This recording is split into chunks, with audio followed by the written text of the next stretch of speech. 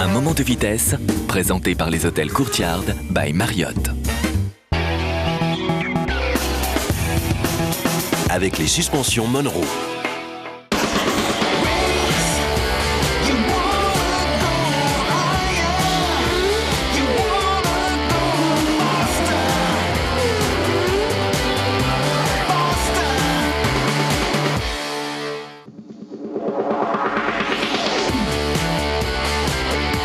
Bonjour à toutes et à tous, soyez les bienvenus aux Pays-Bas à Zandvoort sous un beau soleil, vous allez le découvrir dans un instant, sur un circuit surtout qui est un circuit de longue tradition et pour lequel c'est un véritable retour aux affaires. Les pilotes vont se régaler pour ce deuxième rendez-vous du championnat du monde des voitures de tourisme après celui de Curitiba au Brésil il y a de cela quasiment 2 mois déjà. C'est un véritable début de saison, un redémarrage de cette saison sur l'un des circuits européens les plus prestigieux et c'est en compagnie de Pierre-Henri Raffanel bien sûr que l'on découvre ce circuit. Bonjour Pierre-Henri.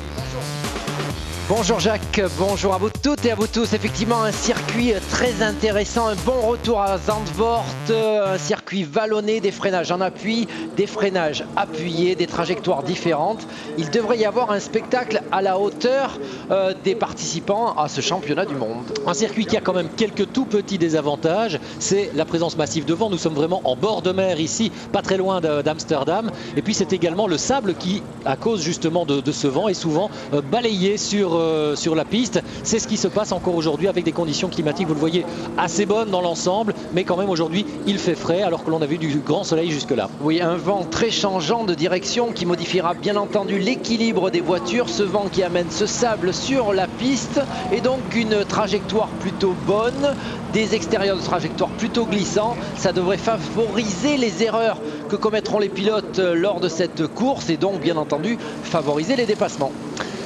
Du coup, et bien sur la grille de départ, on retrouvera en pole position dans quelques instants les 2 Chevrolet. C'est une petite surprise, mais c'est visiblement le résultat d'un travail acharné au cours de ces 2 derniers mois. On retrouvera les 2 Chevrolet d'Alain Menu et de Nicolas Larini. Et on est évidemment extrêmement content de retrouver notre ami suisse à cette première ligne. Avant cela, je vous propose de vous remémorer un petit peu ce qui s'était passé il y a 2 mois. C'était à Curitiba.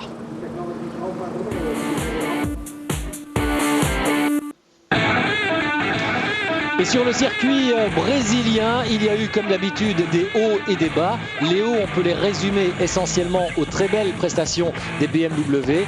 Les bas, eh bien, concernent pratiquement toutes les autres marques, tous les autres constructeurs qui ont été nettement moins en vue là-bas. Parmi les hauts donc, à commencer par Jörg Müller, désormais le plus expérimenté des pilotes. Schnitzer est parvenu à remporter une des 2 courses. Il montera sur le podium de la 2e course. Il est l'un des co-leaders de ce championnat. On doit marquer des points à chaque course, c'est ça le plus important. Mais on aura donc du poids pour les prochaines courses. Et ça, bien entendu, ça va compliquer les choses. Débarrassé de son jeune coéquipier Dirk Müller, il en a trouvé en la personne Augusto Farfus un adversaire aussi à sa mesure. Le Brésilien est parvenu à remporter pour son premier week-end chez BMW une course, un vrai instant de bonheur pour le Brésilien. On a fait une entrée en matière excellente. Maintenant, bien entendu, on doit penser au championnat, penser à Zandvoort. Ça va être bien entendu extrêmement serré car avec Prio et Jörg Müller, on est en tête du championnat à égalité. Et oui, le 3e larron de chez BMW, c'est le champion du monde en titre, évidemment, Andy Prio. Même s'il ne s'est pas imposé au Brésil, il est parvenu à 2 reprises à se hisser au 2e rang. Le total des points, c'est mathématique. Ça nous donne 16 points pour les 3 pilotes. Prio est donc dans le bon également. En revanche, ça s'est nettement moins bien passé pour les pilotes Chevrolet, notamment avec un Alain Menu qui a été contraint à l'abandon dès le départ. Idem pour Nicolas Larini. Les Bleues américaines n'ont pas été à la fête, pas plus que les Seat en manque de performance malgré les essais hivernaux. Sur le tracé de Curitiba, on ne sera jamais parvenu à trouver la solution, la parade pour être aussi efficace que les BMW. Voilà ce qui s'était passé en tous les cas en terre brésilienne. Changement de décor bien sûr en arrivant ici, avec notamment le travail important fourni par les Chevrolet. Un travail qui visiblement a payé puisque aujourd'hui on a 2 Chevrolet aux 2 premières places.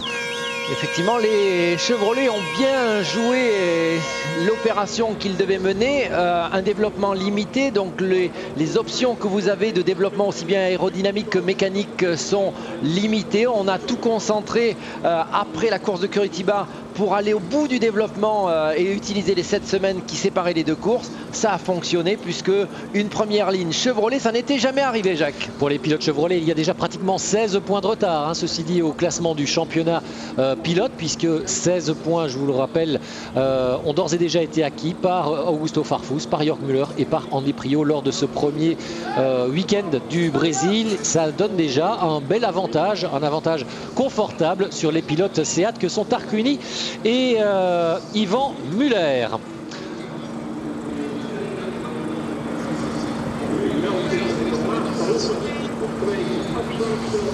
Parmi les pilotes Seat, eh bien justement, il y a un nouveau venu dont on parle énormément aussi sur ce tracé de Zandvoort parce que ce sera une grande première pour lui. Il s'agit de Thiago Monteiro.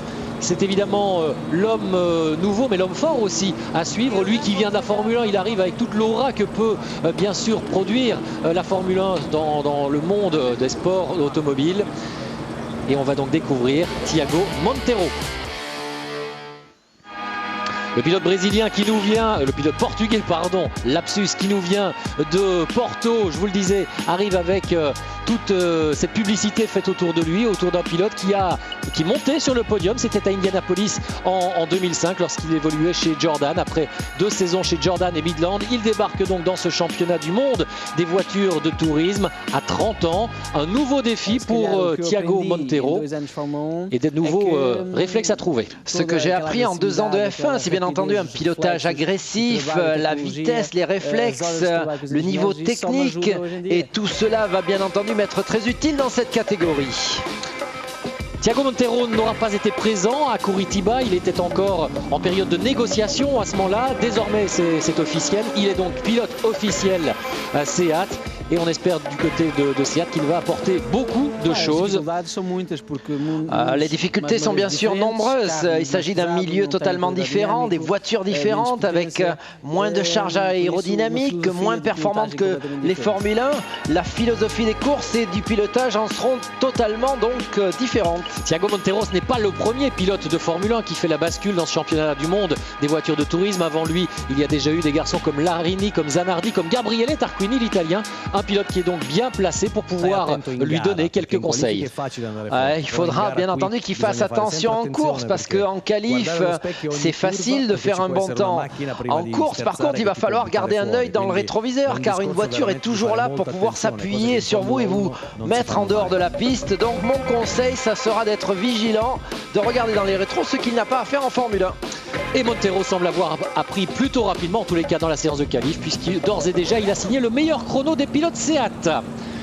Ce qui témoigne aussi, Pierre-Henri, d'une faculté d'adaptation et de cette fameuse vitesse dont on parlait, alors que l'on découvre le fameux handicap de poids qui rythme également ce championnat du monde des voitures de tourisme et qui nivelle les performances pour que l'on ait le championnat le plus spectaculaire, le plus partagé possible, avec bien sûr les BMW qui étaient performantes à Curitiba qui seront les plus lestées, 35 kg de poids embarqués, et pour Andy Priaulx et pour Augusto Farfus et pour Jörg Müller. Les autres pilotes un peu lourd aussi, ce sera toujours Gabriele Tarquini et Yvan Müller avec 20 kg de poids embarqués. Les autres pilotes sont tous beaucoup plus légers. Oui, cette année on a quand même évolué dans la réglementation concernant ce handicap de poids attribué en fonction des bons résultats sportifs réalisés par les pilotes. L'année dernière on pouvait obtenir un maximum de poids de 80 kg et on voyait que les pilotes étaient fortement pénalisés. Cette année on limitera ce maximum de poids à 60 kg. Alors sur la grille de départ, on va retrouver notamment Tom Coronel. Vous savez, Tom Coronel, c'est le pilote néerlandais que tout le monde attend ici. Il a une énorme aura aux Pays-Bas. Il n'a signé que le 15e chrono. Zandvoort a bien entendu une très grande histoire. On a eu la Formule 1 ici et puis c'est spécial parce que bien entendu c'est très connu à cause de la plage. Les 2 points qu'il faudra surveiller en course, ça sera le premier virage, le virage de Tarzan, car c'est très large, on a beaucoup d'espace et on peut vraiment attaquer avec ces voitures de tourisme. Le deuxième virage qui est intéressant, c'est le virage de Chevlac, où là, il faudra avoir le gros cœur. Gros cœur donc pour Tom Coronel qui a un petit peu manqué sa séance de qualif. Il était très bien ce matin en warm-up, mais hier c'était beaucoup moins bien. Il n'a pris que la 15e place sur la grille de départ. Pas très loin de Tom Coronel, on retrouvera son ami Robert Huff. L'anglais, lui, a réussi le 9e chronomètre. C'est le moins bon finalement des pilotes Chevrolet. Ça c'est assez rare, hein. Généralement en séance de qualif, Huff est plutôt plus rapide que ses coéquipiers généralement. Aujourd'hui ça a été l'inverse. Oui, même si on n'a pas mis tous les œufs de même panier du côté de chez Chevrolet, 2 pilotes en tête, on est très bien pour la première course. Huff en 9e, s'il arrive à accrocher la 8e place, rappelez-vous dans cette catégorie, la deuxième course est en grille inversée, le 8e par premier et on pourrait revoir une Chevrolet repartir en tête lors de la deuxième course. Juste devant Robert Huff, on l'a vu, il y aura le champion du monde en titre, Andy Prio, 8e sur la grille de départ. À ses côtés, sur la 4e ligne, l'Espagnol Jordi Gené, le deuxième pilote Seat, en tous les cas en matière de performance au cours de cette séance d'essais qualificative. On remonte toujours cette grille vers la pole position avec la 6e place de l'Espagnol Félix Portero. Lui aussi, visiblement, il est bon dans ces séances de qualification. On avait déjà eu l'occasion de le noter à Curitiba. Il faudra aussi pour Portero s'aguerrir désormais dans ce qui est le plus important dans ces courses, hein, dans la virilité, le contact et la surveillance à outrance devant mais aussi derrière. On continue à remonter sur cette grille de départ avec évidemment désormais l'un des hommes forts de cette série, ou en tous les cas l'un des hommes les plus suivis, autour desquels il y a le plus d'attention. C'est le nouveau venu Thiago Monteiro, l'ancien pilote de Formule 1. Mais il n'a pas dit son dernier mot, hein, pour la Formule 1. Il nous confiait que là il était parti pour une saison pleine avec Seat, mais que l'an prochain, eh bien, on verrait bien les opportunités qui seraient siennes. Juste devant Thiago Monteiro, l'étonnant Luca Rangoni au volant d'une dernière évolution BMW bien sûr, mais c'est un pilote privé, c'est plutôt une très belle performance, hein. Oui, c'est pratiquement la performance du week-end pour le pilote indépendant. Et juste à côté de Luca Rangoni, leader donc du trophée des indépendants, eh bien il y aura Augusto Farfus, le Brésilien, qui est parvenu le mieux du côté de chez BMW à tirer son épingle du jeu avec 35 kg de points embarqués. Ce qui confirme qu'il est très vite, hein, ce garçon. On en parlait avec Charlie Lam, son team manager, ce matin. Très vite, et on estime encore que son potentiel de développement n'est pas encore au bout du compte. Et puis devant lui, en première ligne, il y aura donc, je vous le rappelle, les deux Chevrolet, celle de Nicolas Larini, celle d'Alain Menu. Attention, cependant, pour Nicolas Larini, il y a encore... pour Nicolas Larini, quelques petites appréhensions. Ce sont tout simplement celles d'avoir été pénalisé lors du premier rendez-vous de Curitiba. Une petite erreur, une petite incartade qui lui vaut 2 courses de sursis. Même sanction pour Yvan Muller, hein, après leur incident respectif. Et bien tous les deux sont sous le coup d'une pénalité en cas de récidive, la menace de perdre 10 places sur la grille de départ lors du prochain événement. Et du coup le pilote Chevrolet et le français de chez Seat devront se tenir à carreau ici et même encore lors de l'autre course, celle de Valence. Et puis en pole position, et ça nous fait vraiment très plaisir de le retrouver à cet endroit-là, c'est Alain Menu, le pilote suisse. C'est sa première pole depuis très longtemps sur un circuit qu'il affectionne tout particulièrement, un peu à l'instar de Brandsatch. Dès lors, il peut vraiment, Pierre-Henri, envisager la victoire ici. Je crois qu'il a été excessivement rapide depuis le début du week-end, aussi bien lors des séances d'essais libres que de la séance de qualification, que du warm-up. Donc jusqu'à présent, c'est une domination sans faille. Il a fait un temps... plus facilement que ne l'a fait Nicolas Larini, où c'était un petit peu plus à l'arrache entre guillemets, et donc je crois que logiquement sur la piste aujourd'hui le pilote le plus rapide c'est Alain Menu, mais il y a encore les 12 tours de course à venir. Il y aura ce départ nouvellement avec la nouvelle réglementation, départ lancé, qu'il faudra maîtriser totalement.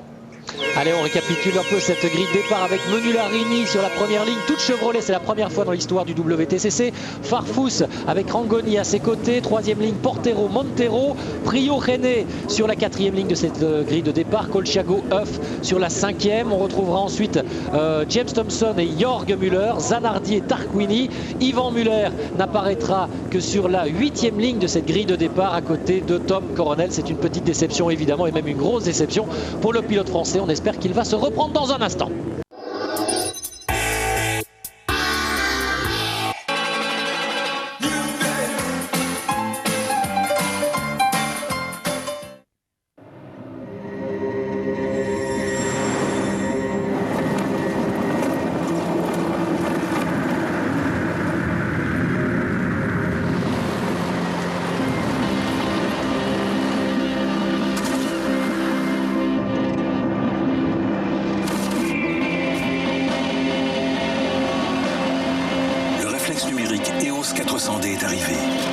Bienvenue dans l'ère de jeu. Canon, you can.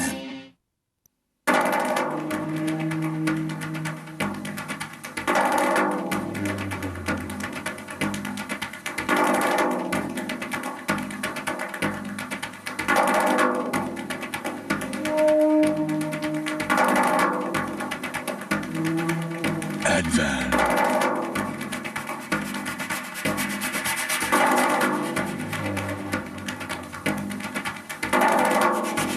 Yokohama.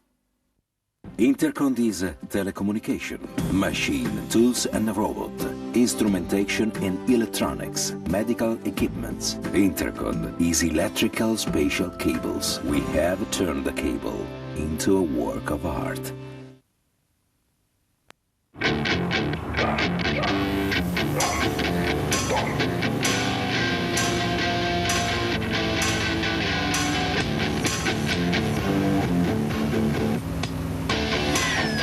Donnez une preuve d'amour à votre voiture. Essayez Castrol Edge, notre meilleur lubrifiant à ce jour.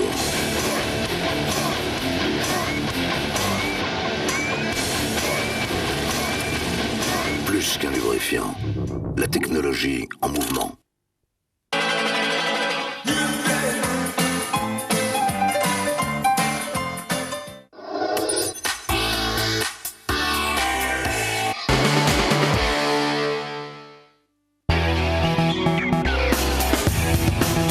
Avec les suspensions Monroe. Dans un instant, le départ de la troisième course de la saison de ce championnat du monde des voitures de tourisme sur le circuit mythique de Zandvoort qui fait un grand retour avec une compétition majeure, un petit peu à l'instar de ce qui se passera au début du mois de juin sur le tracé de Pau, le tracé palois pour le quatrième rendez-vous de la saison. Après Curitiba, on vous rappelle le point au championnat, 3 BMW aux 3 premières places, conjointement installés avec Andy Prio, Augusto Farfus et Jorge Müller, mais c'est une domination Chevrolet que l'on a pu, à laquelle on a pu assister lors des essais avec en pôle Alain Menu et juste à ses côtés Nicola Larini devant 2 BMW, celle d'Augusto Farfus et de Luca Rangoni. Les Seat sont un petit peu en retrait à l'heure actuelle, les Alfa Romeo aussi, mais on va vivre sur ce circuit de Zandvoort une très belle compétition, une très belle course dans des conditions climatiques assez proches de la perfection, même s'il y a encore du vent. Attention, départ lancé pour cette première course, c'est le nouveau règlement 2007. Gros plan sur Eric Neve et Pierre Van Vliet qui chapeautent la structure Chevrolet. Essayez de garder pendant ce départ lancé une vitesse de 70-90 km/h avant le feu vert. Voilà, la voiture de sécurité s'écarte, le feu est passé au vert et resté à 70 km/h. Regardez, c'est ce qu'a voulu faire Alain Menu. Ça a un peu piégé peut-être d'autres voitures derrière, avec notamment les Seat et peut-être celle de Thiago Montero qui s'est d'ores et déjà emparé d'une petite place. Mais je ne sais pas s'il n'y a pas eu un problème de règlement à ce niveau-là parce qu'il est passé devant Farfus. La troisième position pour Thiago Montero, Alain Menu devant Nicola Larini en deuxième position. Attention à ce premier virage, ça s'est bien passé sans encombre en tous les cas pour le reste du peloton. Une BMW, celle de Félix Portero sur le bas-côté, elle revient en piste et visiblement elle va pouvoir continuer sa course. Les 2 Chevrolet aux 2 premières places devant Rangoni. Rangoni effectivement qui a repris le dessus sur le portugais Thiago Montero. Allez, on fait le point avec Alain Menu en tête devant Nicola Larini. Ensuite il y a en 3e position Luca Rangoni, Thiago Montero est 4e pour le moment au volant de la Seat. Et déjà pour Yvan Muller, une fin de course anticipée, 0 points avec un problème. Et avec une touchette sur l'avant gauche pour le français Yvan Muller. Situation difficile quand on part d'aussi loin en peloton. Week-end de noir et on voit déjà un Augusto Farfus à l'attaque parce que Colchiago est en train de titiller le pilote brésilien. Trajectoire défensive pour le brésilien de chez BMW ici. Oui, Augusto Farfus qui a complètement loupé son départ. Il était, on vous le rappelle, en 3e position. Il n'est plus que 6e actuellement. Pierre-Henri, il faudra revoir l'image. Avant même d'avoir franchi la ligne de départ, il y avait Thiago Montero qui était passé devant. Mais visiblement, le règlement l'autorise. Ce que nous confiait Alain Menu dans sa compréhension, mais en ayant quand même une petite zone de flou. Décidément, week-end de noir pour Yvan Muller. Déjà, la séance de qualif n'avait pas été très bonne, alors que l'on revoit la légère touchette entre Rangoni et Thiago Montero. Et c'est derrière que ça se passe avec Yvan Muller et Stefano D'Aste, me semble-t-il. Stefano D'Aste. Et dans la foulée, Félix Portero qui est envoyé sur la bande sableuse de ce circuit de Zandvoort. Et espérons que les commissaires ne sanctionneront pas davantage le Français qui était déjà sous le coup d'une pénalité. Robert Huff carrément au contact avec Gabriele Tarquini. Il s'appuie légèrement sur l'Italien. Est-ce qu'il va parvenir à passer? Il a perdu un élément aérodynamique de l'avant, Huff, et il est sur la bonne trajectoire. Il s'empare de cette place, la 7e ou la 8e en lieu et place de Gabriele Tarquini. Bonne remontée de Rob Huff. Il faut qu'il s'accroche à cette 8e position. Excellente position pour éventuellement le départ de la 2e course. Et oui, elle est stratégiquement très importante avec James Thompson qui attaque également Gabriele Tarquini. Tarquini qui ferme la porte pour le moment. Et cela a été coéquipier l'année dernière. Il se retrouve en bagarre au volant de voitures différentes. Je rappelle que l'on retrouve Menu, Larini aux 2 premières places. 3e position pour Rangoni, Montero est 4e, Farfus 5e, Colciago 6e. Puis juste derrière eux, il y a Jordi Genet, Gabriele Tarquini, qui est désormais dépassé par Robert Huff. Attention avec un petit contact entre Andy Priaulx qui vient de s'emparer de la 10e place à la place de James Thompson. Oui, mauvais départ aussi pour Andy Priaulx. Il s'est lancé en 8e position. Les BMW relativement pruvantes. On sait qu'elles sont efficaces pendant la durée de la course, mais pour l'instant, elles ont pris du retard. Et Jorge Müller aussi qui n'est qu'en 12e position avec Colciago obligé de défendre sa place face à Jordi Genet, l'Espagnol. Nous sommes au 6e rang de la hiérarchie. Alain Meunier qui déroule devant, Nicolas Larini qui suit à distance. 3e position pour Luca Randoni, première BMW. Ensuite, on retrouve Thiago Montero qui pour le moment fait toujours échec aux velléités d'Augusto Farfus, que l'on voit ici. Augusto Farfus dans le pare-choc de Thiago Montero, en tous les cas à quelques 10 mètres de Thiago Montero.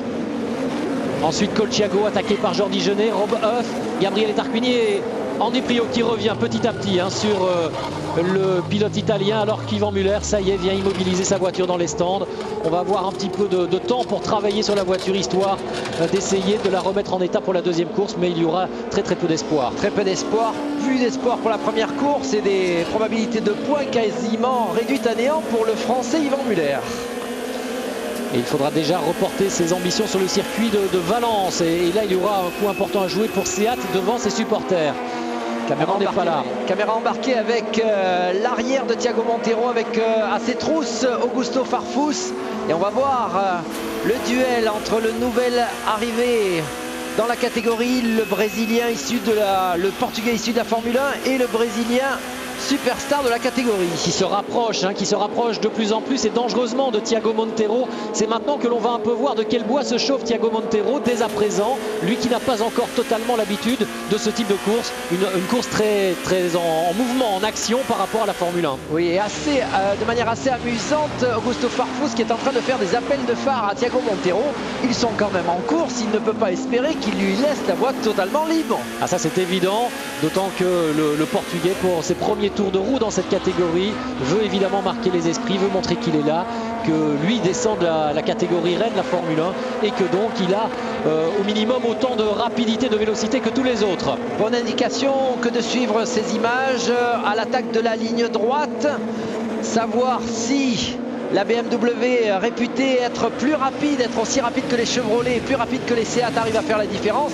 Pour l'instant, ça revient, mais très légèrement. Oui, sur les 2 ou 3 premiers tours, les Chevrolet ont été efficaces. Elles ont creusé un tout petit écart. Alain Menu a pratiquement 2 secondes d'avance sur Luca Rangoni. En revanche, ces écarts ne se creusent quand même pas exceptionnellement. Et lorsque l'on sait que les Chevrolet ont des performances qui s'amoindrissent dans le temps, eh bien, ce sera plus difficile.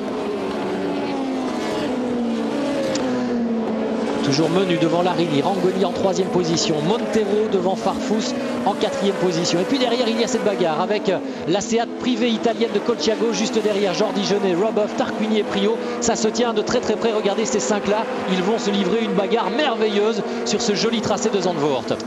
Colciago qui est plus loin, Farfus sous les yeux de son grand patron de chez BMW, Mario Tessen, et qui se rapproche du Portugais. 12 tours à boucler sur ce circuit de Zandvoort. On en est qu'au 4e. C'est vrai que oui, on est avec également Stéphane Henou, notre confrère d'Auto Hebdo, en direct de la voie des stands. Stéphane, c'est à vous. Oui, je suis dans les stands à côté d'Yvan Muller. Yvan, très déçu, que s'est-il passé? Ouais, je sais pas ce qui s'est passé exactement. Dans le deuxième virage, il y avait un peu trop de voitures dans un endroit un peu trop réduit et voilà, il n'y avait pas de la place pour tout le monde. Je suis monté sur une autre voiture, je sais pas exactement ce qui s'est passé, mais c'est en retombant au sol que la situation est passée. Quels sont les dégâts sur la voiture? Je sais pas exactement, mais il y a un demi-train à changer et ça devrait, je pense, être réparable. Merci. Et oui, beaucoup de déception pour Yvan Muller qui ne marquera pas de points probablement dans ce deuxième rendez-vous de la saison ici aux Pays-Bas. Alors que de leur côté, les Chevrolet sont en train de faire une belle opération. 2 secondes et demie désormais d'avance pour Alain Menu sur Luca Rangoni. Et un Andy Priaulx qui met la pression sur Tarquini. Et il en a tellement bien mis de la pression qu'il a fait partir l'Italien légèrement à la faute. Un petit peu une trajectoire trop large. Et Priaulx s'empare désormais de la 9e place. 9e place, la 8e place, elle est encore aux mains du pilote Chevrolet Rob Huff. On va se battre comme des forcenés. On sait que le pilote champion du monde Andy Priaulx n'a pas réalisé un excellent départ. Bien entendu, on compte sur la performance des voitures sur la fin de la course, sur les 5 derniers tours. Donc c'est le moment de tout lâcher pour le pilote anglais. Pierre-Henri, ce qui est intéressant quand même à signaler, c'est que ce départ lancé qui était voulu par l'ensemble des écuries de voitures dites à traction, pour essayer de gommer le gros avantage qu'avaient les BMW lors des départs, et bien visiblement ce départ lancé est quand même efficace. Aujourd'hui, on n'a pas vu de domination des BMW. Elles ne sont pas parvenues à s'infiltrer comme elles le font systématiquement lors des départs arrêtés.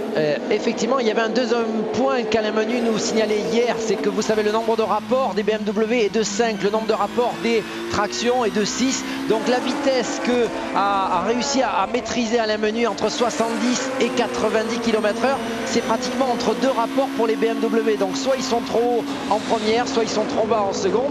Et peut-être que là, il y a une petite faille qui expliquerait ce mauvais départ général des BMW. Eh oui, tenir ce fameux rythme imposé logiquement d'ailleurs par la direction de course des 80 km/h pour un départ sans encombre.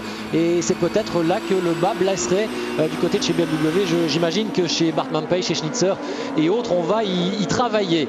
En attendant, les 2 Chevrolet sont toujours en tête. Celle d'Alain Menu, on vous le rappelle, l'ancien pilote champion d'Angleterre de tourisme, avec une attaque de Jordi Genet sur Roberto Colciago ici. Est-ce que ça va passer? Oui, le Carpo s'est en tous les cas infiltré du côté de Jordi Genet. Jacques, je pense qu'il en manque encore un petit peu. Jordi Genet qui s'était décalé pour ne pas subir une attaque de Rob Huff. C'était pas assez saignant, pas assez marquant, et Colciago a résisté jusqu'au bout. Ce qui est significatif aussi, Pierre-Henri, c'est que la même attaque d'Andy Priaulx sur Gabriele Tarquini, ça passe. Il manque peut-être vraiment ce petit morceau de muscle dans le pilotage de Jordi Genet, non? Il en manque peut-être un petit peu. Il a été un petit peu pas transparent parce qu'il est là depuis le début du week-end, Jordi Genet, mais il manque ce petit côté saignant qui fait la différence peut-être entre un champion du monde et un pilote de bon niveau, mais qui ne peut que s'engager à gagner des courses dans l'année. Je vous disais donc en tous les cas, Menu toujours en tête devant Larini, Rangoni 3e à pratiquement 3 secondes désormais. Donc petit à petit, les Chevrolet sont en train de creuser un petit avantage, un petit écart qui sera peut-être suffisant pour la suite. Attention, Robert Huff au contact avec son compatriote Andy Priaulx, le champion du monde en titre. Ça se bagarre pour cette fameuse 8e place, celle qui permettra aux pilotes dans la 2e course à vivre en direct à partir de 16 h sur notre antenne de repartir en pole position, puisque la grille est inversée pour les 8 premiers par rapport au résultat de cette première course. À suivre dans pratiquement le virage Audi, cette chicane, un Tom Coronel pratiquement au ralenti me semble-t-il. Ah oui, il est allé à l'attaque ici sur une Alfa Romeo et il y a eu contact. Il y a eu contact entre James Thompson et Tom Coronel. Et c'est dommage pour Tom Coronel car il commençait à remonter de la 15e, il était passé à la 12e place, mais ce n'était pas totalement passé. Pas assez incisif dans le dépassement, ça a laissé une possibilité de fermer la porte à Thompson. Ça sera l'abandon pour le pilote néerlandais. Ah, et la colonie orange va être triste aujourd'hui ici. Il y avait plusieurs dizaines de milliers de spectateurs qui s'étaient déplacés pour voir le fameux Eat My Dust de Tom Coronel. Et bien aujourd'hui, malheureusement, il ne pourra pas être en haut de l'affiche. Dommage pour le néerlandais. Pour l'instant, Thiago Monteiro en 4e position résiste toujours aux attaques pour l'instant légères du Brésilien Augusto Farfus. On revoit ce qui se passe et vous voyez c'était plutôt une tentative un peu quasiment désespérée. Ouais, un peu suicide et ça fait le bonheur de Jörg Müller. Jörg Müller qui remonte grâce à cela au 11e rang de la hiérarchie. Une Seat avec un train avant ouvert pour Yvan Muller, un demi-train arrière explosé pour Coronel. Il va y avoir du travail du côté de chez Seat. Et Montero qui tient toujours le rythme alors qu'il reste encore 6 tours à parcourir dans ce deuxième rendez-vous de la saison. Montero qui tient pour le moment toujours le bon rythme, celui des menus Larini et Rangoni qui sont juste devant lui et qui parvient, attention au moment où je vous en parle, attaque de Augusto Farfus qui va peut-être à la réaccélération s'emparer de cette 4e place devant Thiago Montero. Oh là là, il vient se remettre devant, il s'est passé pour Farfus. C'est passé, mais visiblement Thiago Montero ne s'en est laissé pas compter. Il a résisté jusqu'au bout, petite touchette entre les deux pilotes. Donc il n'est pas là pour faire de la figuration, le pilote portugais. Et cette petite erreur lui aura coûté une place, mais il n'a pas encore totalement renoncé. Oui, mais un beau comportement jusqu'à présent de Thiago Montero, même si là il a ouvert un petit peu en tous les cas la voie, et Farfus avec son expérience qui est déjà grande même s'il n'a que 23 ans, eh bien s'est engouffré dans cette brèche, il en a profité. Derrière Colciago est toujours bien et Montero qui reste au contact de Farfus. Colciago ici, Jordi Genet et Robuff sur la trajectoire défensive pour empêcher Andy Priault de venir faire un petit freinage. Et Robuff qui était sur un freinage hyper tardif, qui s'appuie sur le flanc de Jordi Genet. Et il a passé Jordi Genet. Il vient mettre Genet en tampon désormais entre lui et Andy Priault. Et c'est l'Espagnol qui va devoir désormais résister au champion du monde en titre, alors que Gabriele Tarquini se comporte plutôt bien. Il parvient à suivre ce rythme-là en tous les cas. Jordi Genet qui a l'air effectivement d'être le plus lent pour l'instant de ces pilotes-là. Robuff hyper à l'attaque et qui a réussi à se créer un petit ballon d'oxygène, quelques petits dixièmes de seconde, probablement salvateur. Oui, maintenant Andy Priault va devoir passer à l'assaut de Jordi Genet pour s'emparer de cette 8e place. Oh, il écarte un peu la trajectoire, il se fait légèrement pousser par la BMW du pilote anglais et c'est passé. Ça passe également pour Gabriele Tarquini. Ah, bah Genet, deux petites erreurs qui lui coûtent très très cher. 2 fois et la Chevrolet et la BMW sont venus s'appuyer sur son flanc arrière. Ça déséquilibre évidemment directement la voiture, obligé de lever le pied et de contrôler. Oui, effectivement, pas forcément une erreur du pilote espagnol, Genet, mais effectivement poussé à la faute, légèrement en appui, légèrement utilisé. Sauf qui a tiré tout droit. Et ça a gêné aussi Andy Priault, vous l'avez vu, qui a voulu éviter le pilote anglais. Alors c'est vraiment bizarre, il y a dû avoir un contact.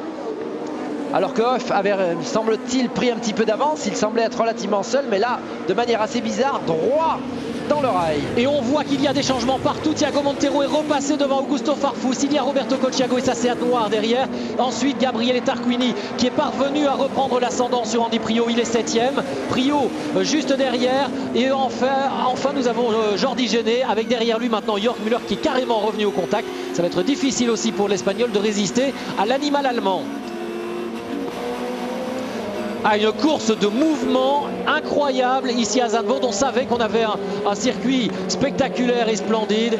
Il se prête très très bien aujourd'hui à cette course comme on l'aime. Malheureux Rob Huff avec ce tout droit dans le 9e des 12 tours de cette course de Zandvoort, alors qu'il occupait une belle 7e place et qu'il était à l'attaque. Il faudrait peut-être revoir cette image-là si on l'a, car assez bizarre cette sortie de route, vraiment droit dans le rail. Et il y a dû avoir de l'explication dans le peloton, car les positions ont été bouleversées. Est-ce qu'Andy Priault était juste derrière lui à ce moment-là? Il me semblait qu'il était un petit peu plus loin, oui, voilà, où il serait revenu hyper rapidement, car les images précédentes nous signalaient un écart entre les deux pilotes. Ah, il me semblait vraiment qu'Andy Priault. Et voiture de sécurité. Ah, ça ne va pas faire les affaires des voitures de tête, des Chevrolet, puisque les BMW vont pouvoir revenir au contact. Alors qu'elles avaient un matelas confortable de 3 secondes d'avance. Il faut dire que la voiture de Rob Huff est dans une position inconfortable. Il faut effectivement sécuriser le circuit immédiatement. Course neutralisée alors qu'il reste 3 tours, seulement moins de 3 tours maintenant à disputer. Il faut que les commissaires interviennent vite pour dégager la voiture, la Chevrolet de Robert Huff que l'on voit là au bout de ce tronçon. C'est vraiment un endroit très inhabituel, je dirais, pour sortir tout droit. On va revoir ce qui se passe. Non, tout seul, hein, tout seul. C'est vraiment bizarre. C'est vraiment, Jacques, très bizarre car Oui, où il y a eu de l'huile, où il y a eu quelque chose, parce qu'on voit à la fois, je dirais, le comportement de Rob Huff qui sort, mais vraiment où il a vraiment fait une erreur colossale car il y a une vitesse énorme. Et nous avons Stéphane Henoux qui a peut-être un élément d'explication dans les stands. Stéphane, savez-vous ce qui s'est passé exactement pour Rob Huff? Eh bien, il semblerait qu'il ait tout simplement perdu le contrôle de son auto. Mais ce qui est bizarre, c'est qu'on voit aussi Andy Priault en très grosse difficulté avec une embardée énorme aussi pour le pilote anglais. Alors Stéphane, si vous avez l'occasion d'aller tâter un petit peu le terrain du côté de chez Eric Neve, le team manager de Chevrolet, n'hésitez pas évidemment avec deux voitures en tête et une qui fait l'actualité puisque celle-là vient de sortir. Si vous avez Eric Neve qui peut répondre à notre question, eh bien ce sera évidemment avec grand plaisir.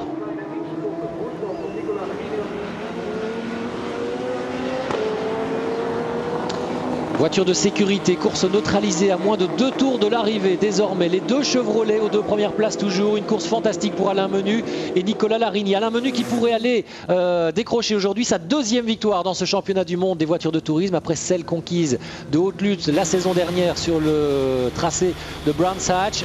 Ce serait la 3e victoire aussi d'ailleurs de Chevrolet en championnat du monde des voitures de tourisme. De quoi lancer la saison 2007 sur les meilleures bases possibles avec ces nouvelles modifications pour les voitures américaines. 3e place pour la BMW privée de Luca Rangoni qui va revenir au contact. Et ça peut-être perturber les Chevrolet aussi dans le dernier tour ou les 2 derniers tours. Hein. Oui, effectivement, je pense qu'Alain Menu en tête de la course avec en protection Nicolas Larini avec quelques secondes d'avance aurait préféré dérouler jusqu'au drapeau d'arrivée. Là, il va falloir se reconcentrer. Premièrement, il a le temps de réfléchir, donc il a le temps de subir un petit peu cette pression, de se dire j'étais en tête de la course, je me dirigeais vers une nouvelle victoire et là il va falloir que je me reconcentre, que je réussisse de nouveau à bien maîtriser l'évacuation de la voiture de sécurité et reconstruire ce que j'avais construit lors des 9 premiers tours. Oui Stéphane. Je suis avec Eric Neve. Eric, faites l'actualité, les 2 pilotes en tête et Robert Huff qui est sorti. Avez-vous de plus en plus d'informations sur cette sortie? Mais Rob s'est plaint d'avoir perdu la direction de la voiture et en réfléchissant, en fait, il a eu un contact avec une Seat un demi-tour avant qu'il ne sorte à un endroit où en fait il ne devrait pas sortir. Donc on va devoir regarder s'il n'y a pas un lien de cause à effet entre les 2 événements. Mais le fait principal d'avoir les 2 Chevrolet en 1 et 2, c'est vraiment réjouissant. Dommage pour Rob, il était 8e, ça aurait été bien pour la victoire. Merci Stéphane, merci Eric. C'est reparti avec le dernier tour probablement qui va être un tour de folie à moins qu'il y en reste. Non pardon, on en a rajouté un, le tour effectué derrière la voiture de sécurité a priori a été rajouté. Il reste donc 2 tours à parcourir me semble-t-il. Et c'est toujours Alain Menu qui est en tête devant Nicolas Larini. Et l'information que l'on nous donne, c'est qu'il en reste 3 des tours. Allez, un tout petit peu de confusion de ma part, mais en revanche, le spectacle va être à la hauteur pour ces 3 derniers tours. Luca Rangoni est toujours en 3e position et Farfus qui attaque toujours Thiago Montero pour la 4e place. Oui, ils avaient réinversé l'ordre. Farfus avait dépassé Thiago Montero. Montero a repris son bien et le pilote brésilien en tête du championnat va repartir à l'attaque pour ces 3 derniers tours. Derrière Augusto Farfus, il y a la Seat noire de Colchiago, devant celle de Gabriele Tarquini, et puis derrière le champion du monde en titre, Andy Priault, 8e, qui ne va peut-être pas prendre tous les risques pour aller attaquer Gabriele Tarquini, alors que là, il repart en pôle dans la 2e course avec ce petit point. Oui, je pense que l'objectif de Priault est pour l'instant atteint, être en 8e position, repartir, s'élancer en pôle pour la 2e course. Augusto Farfus qui a tout à l'heure surpris Thiago Montero, donc il ne pourra pas probablement lui refaire le même coup au même endroit et il va falloir trouver une autre ouverture. Beau duel hein, entre les 2 Portugo-brésiliens avec Thiago Montero et Augusto Farfus. Et l'avantage pour le moment au pilote Seat, c'est quand même incroyable sa faculté d'adaptation, passer de la monoplace à la Seat du championnat du monde des voitures de tourisme. Il y avait un sacré écart, et bien il parvient pour le moment à s'y adapter très rapidement. Thiago Montero, chapeau. Et derrière la lutte aussi remarquable hein, pour ces places de la 6, 7, 8, 9 et 10e position. avec 5 voitures qui sont roue dans roue. Du grand spectacle pour les 40 000 spectateurs au minimum qui ont fait le déplacement ici à Zandvoort. Jörg Müller bien remonté qui va jouer son va-tout dans ces 2 derniers tours, essayer de dépasser le pilote espagnol Jordi René. Une 10e place, ça ne signifie absolument rien pour le pilote allemand. Pas de points, mauvaise position pour le départ de la 2e course. Il va lâcher la puissance. Pour le moment, en tous les cas, il reste bloqué derrière Jordi Genet. Attention ici. Et en tête, toujours Menu Larini, Rangoni, Montero et Farfus avec la caméra sur le flanc arrière de la voiture de Thiago Montero. Le Brésilien qui va s'emparer seul de la tête du championnat si les positions restent figées de la sorte. Augusto Farfus visiblement légèrement plus rapide que Thiago Montero, mais pour l'instant pas d'ouverture. Thiago Montero tout à l'heure surpris, maintenant beaucoup plus vigilant, qui réalise une première course exceptionnelle. Réussir à maîtriser l'usure de ses pneumatiques, réussir à résister aux assauts du pilote brésilien, c'est pratiquement du 10 sur 10. Oui, et il suit les bonnes trajectoires. Vous savez que sur ce circuit Zandvoort, il y en a plusieurs selon que l'on est justement à l'attaque ou en zone défensive. Eh bien, Montero s'adapte parfaitement bien à cela pour le moment. Il empêche complètement Augusto Farfus de le mettre sous pression. Attention, Tarquini avec Colchiago, peut-être ne pas prendre de risques entre pilotes d'une même marque. C'est généralement la consigne, même si ici, il y en a un privé, un officiel. Jörg Müller toujours dans l'aileron du pilote espagnol Jordi Genet. Juste derrière Jörg Müller, l'espagnol Portero est aussi lui revenu. Et Rocco Lotrin. Et un petit peu plus loin, on retrouve James Thompson, juste devant Alessandro Zanardi. Nous sommes en caméra embarquée avec le pilote italien. Et derrière Zanardi, Pierre-Yves Cortals, le pilote belge indépendant au volant de sa Seat. Et les positions en tête qui restent toujours identiques. Du pain béni pour Chevrolet. Alain Menu qui vient d'entrer dans le dernier tour. Menu, Larini, 2 Chevrolet aux 2 premières places pour un doublé probablement historique. Et le point de la 8e place actuellement pour le pilote britannique Andy Priaulx. Voilà, les caméras d'Olivier Denis sont revenues se braquer sur les bagarres pour les tout premières places. Les 2 Chevrolet semblent désormais assurés de ces 2 premières places, même si Rangoni se rapproche un tout petit peu de Larini. Derrière, Colchiago, Tarquini, Andy Priaulx toujours 8e, devant Jordi Genet. Et derrière Jordi, il y a toujours Jörg Müller. Jörg Müller qui aura vraiment été en difficulté tout au long de ce début de week-end avec ses 35 kg de lest. Un peu plus de mal à comprendre le fonctionnement de cette voiture avec ce poids en plus. Attention, Farfus a encore voulu se montrer derrière Thiago Montero. Il essaye effectivement de se décaler, essayer de trouver l'ouverture, essayer de déstabiliser le pilote portugais qui pour l'instant ne faillit pas. Les derniers instants, Pierre-Henri, de cette 3e course de la saison du championnat WTCC, avec toujours les 2 Chevrolet aux 2 premiers rangs et Jörg Müller qui attaque Jordi René. Il y a une petite touchette ici sur le pare-choc arrière de la voiture de l'Espagnol. Mais il conserve la trajectoire pour le moment. Et Alain Menu, le Suisse, après avoir signé la pole, qui va aller franchir le drapeau à damier, qui va s'imposer pour la 2e fois de sa carrière dans ce championnat du monde des voitures de tourisme. Victoire doublée même des Chevrolet. Menu devant Larini. Luca Rangoni prend la 3e place. Superbe performance des hommes d'Éric Neve. Décidément, les Chevrolet aujourd'hui sont au niveau. Elles sont au niveau, elles ont dominé les essais, les qualifications, le warm-up et maintenant la course. On pourrait dire qu'il fait un carton plein du côté de chez Chevrolet. 2 voitures aux 2 premières places. À la régulière. À la régulière, sans aide extérieure.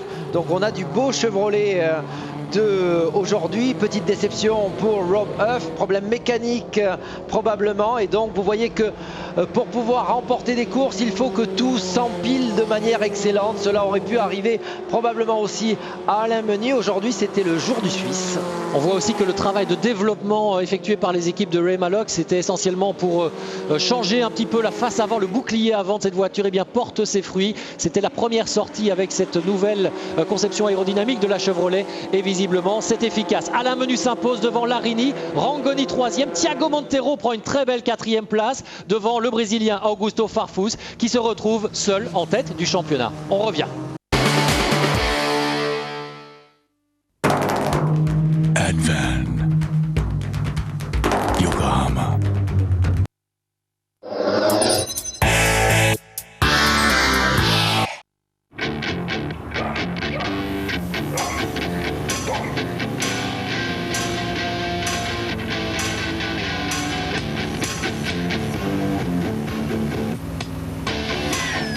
Donnez une preuve d'amour à votre voiture. Essayez Castrol Edge, notre meilleur lubrifiant à ce jour.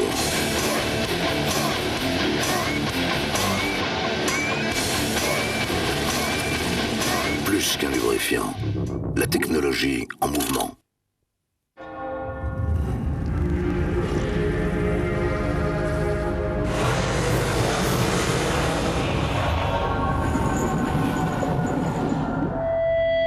Bienvenue en enfer.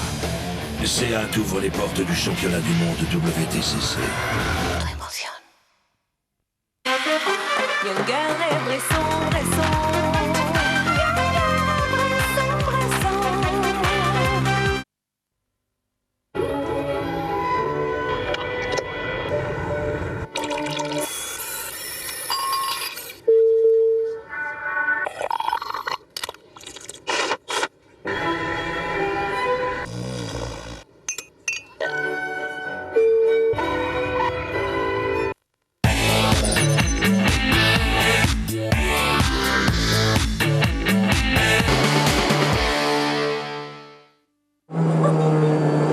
Soyez en pole position avec Canon.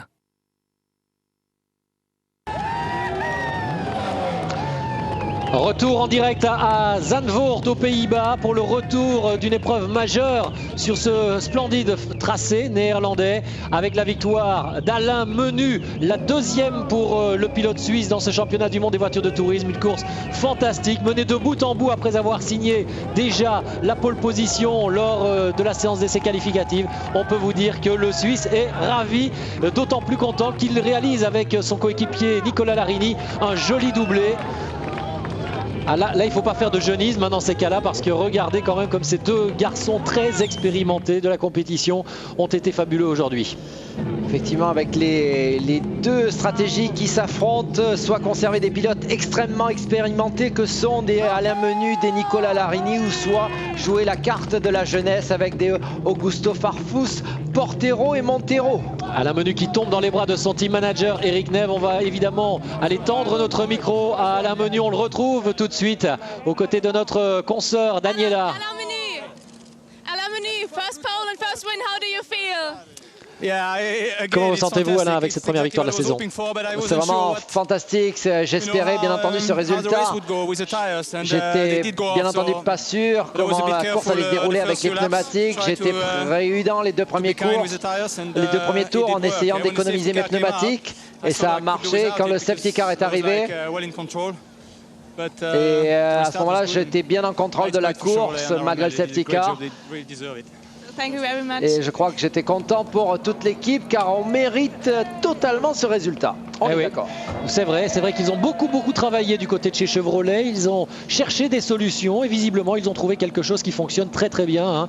Ils avaient très intelligemment fait un petit peu l'impasse sur l'épreuve de Curitiba. En tous les cas, ils y étaient allés avec un petit peu moins d'ambition. Et bien, ces 2 mois mis à profit pour continuer à faire développer la voiture, visiblement ont été très efficaces.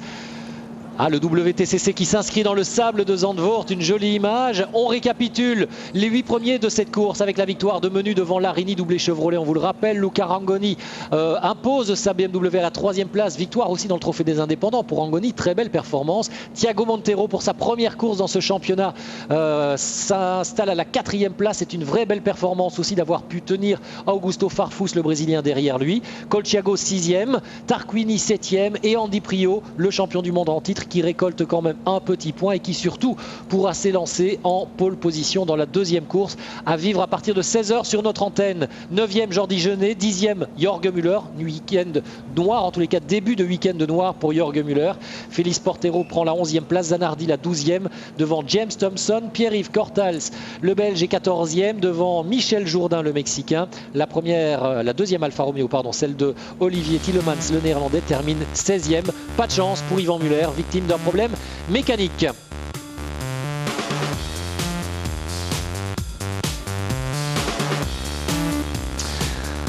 On vous rappelle qu'Eurosport vous offre la possibilité, en collaboration avec notre partenaire Auto Hebdo, de remporter un joli week-end de WTCC sur le circuit de Pau. Ce sera au tout début du mois de juin. Pour cela, c'est très simple. Il suffit que vous envoyiez au journal Auto Hebdo vos questions à poser en direct à Pierre-Henri Raffanel. Pierre-Henri qui y répondra aujourd'hui. Eh bien, nous vous posons la question posée par Raed Al-Fawal. Pierre-Henri, pourquoi les courses ne sont-elles pas plus longues dans cette catégorie? On rappelle une demi-heure seulement de course. On pourrait peut-être faire de la différence au ravitaillement, comme c'est le cas en Formule 1 alors. Et pas du tout, justement. C'est un choix volontaire de la catégorie, avoir des courses courtes pour dynamiser bien entendu ces courses. Deuxièmement, pas de ravitaillement parce qu'on souhaite vous offrir des dépassements en direct, non pas avec de la stratégie, mais avec des images et de l'action. Voilà, vous continuez bien sûr à nous envoyer toutes vos questions. En jeu, on vous le rappelle, un beau week-end à Pau.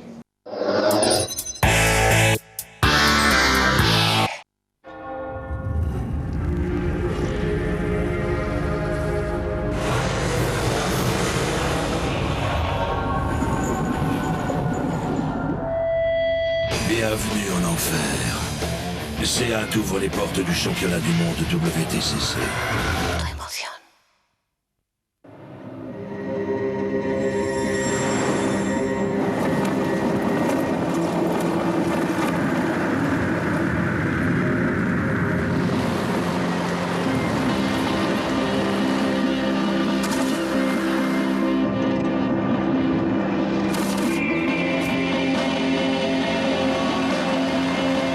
Numérique EOS 400D est arrivé.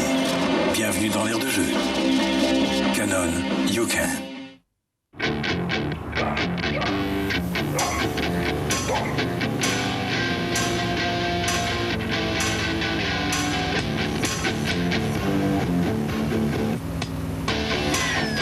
Donnez une preuve d'amour à votre voiture. Essayez Castrol Edge, notre meilleur lubrifiant à ce jour.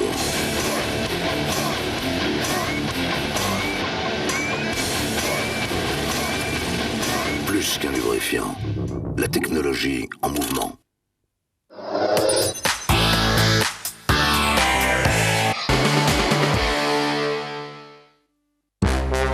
Un moment de vitesse, présenté par les hôtels Courtyard by Marriott. Alain Menu sur la plus haute marche du podium de cette première course du week-end de Zandvoort aux Pays-Bas. Belle victoire pour le clan Chevrolet avec le doublé même pour Alain Menu et pour Nicolas Larini. On le rappelle, c'est la deuxième victoire de Menu dans ce championnat, la troisième victoire pour Chevrolet. Oui, c'est vraiment une excellente performance. Une première ligne totale Chevrolet, première et deuxième place à l'arrivée. On ne pouvait faire mieux. Il faudra aussi saluer la performance des indépendants, saluer la performance de Luca Rangoni, ce qui tend à prouver aussi que les voitures, qu'elles soient officielles ou privées, sont d'un niveau relativement proche. On met à disposition les derniers développements pour tous les pilotes. Il faut avoir bien entendu les moyens pour pouvoir les acquérir, mais quand on les a, on s'aperçoit qu'on arrive à devancer les voitures officielles. Eh oui, c'est vrai.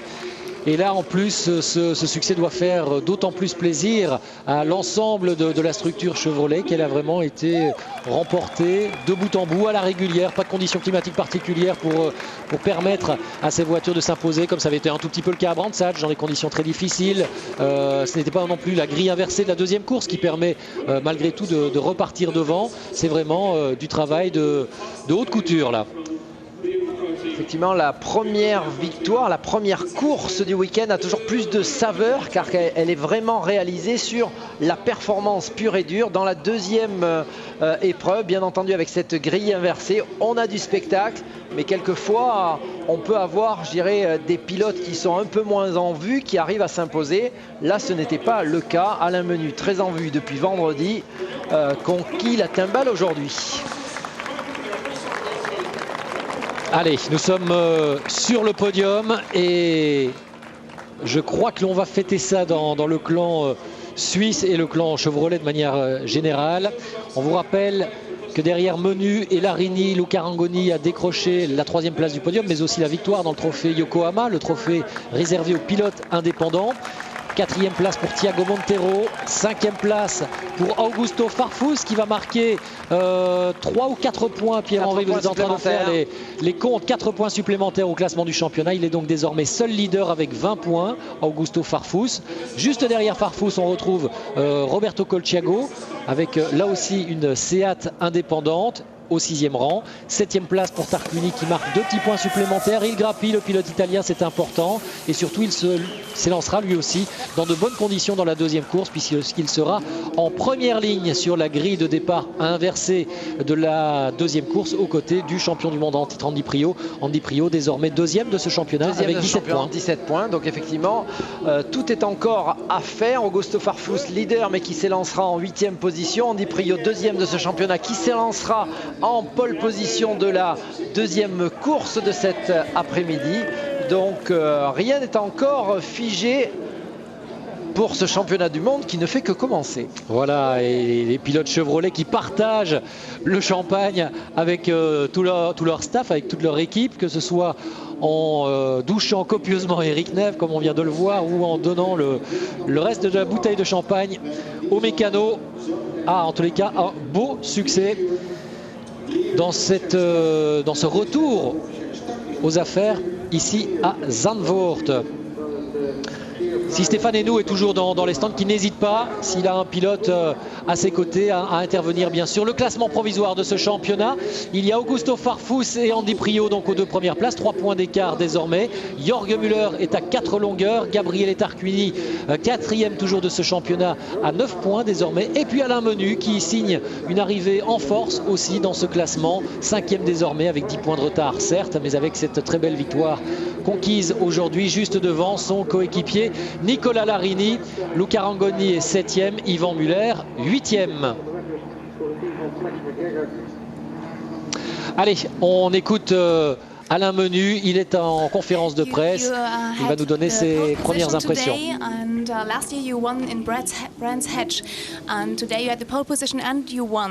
L'an dernier, vous étiez déjà imposé à Brands Hatch, c'est donc votre 2e succès après la pole d'hier. Bien entendu, c'est génial. C'est vraiment une performance exceptionnelle de l'ensemble de l'équipe. L'année dernière, bien entendu, j'ai gagné à Brands Hatch, mais je n'étais pas parti en pole position. Là, aujourd'hui, je pars en pole position, je gagne. Et c'est 2 victoires dans 2 pistes différentes, de manière différente. Et je suis vraiment très heureux car on le mérite. Qu'est-ce que peut vous apporter la 2e course? Je vais partir de la 8e position. Ça va être dur. Vous avez vu qu'il est difficile de déplacer à la régulière, dépasser à la régulière. L'usure des pneumatiques est forte aussi sur nos voitures. Mais vous savez, le plus important pour moi, c'était de remporter une victoire. Ce qui vient par la suite ne sera que du bonus. Il y a 43 ans, le Genevois Alain Menu signe donc son 2e succès en championnat du monde des voitures de tourisme après le titre BTCC qu'il avait conquis en 97, après également ses différentes expériences que ce soit en GT ou en DTM. Nicola Larini, l'ancien pilote de Formule 1, lui conquiert la 2e place. 2 Chevrolet aux 2 premières places, comment est-ce possible? On a eu une journée géniale pour le team, pour nous-mêmes. On a fait un travail fort durant tout l'hiver. C'est bien entendu le résultat aujourd'hui que l'on recueille. Et je suis bien entendu très confiant pour la suite. Et Nicola Larini qui monte sur la 2e place du podium pour la 2e fois dans sa carrière, lui aussi, en tous les cas en championnat du monde des voitures de tourisme. Il avait déjà réussi cette performance en fin de saison dernière. 3e et vainqueur du trophée Yokohama, Luca Rangoni.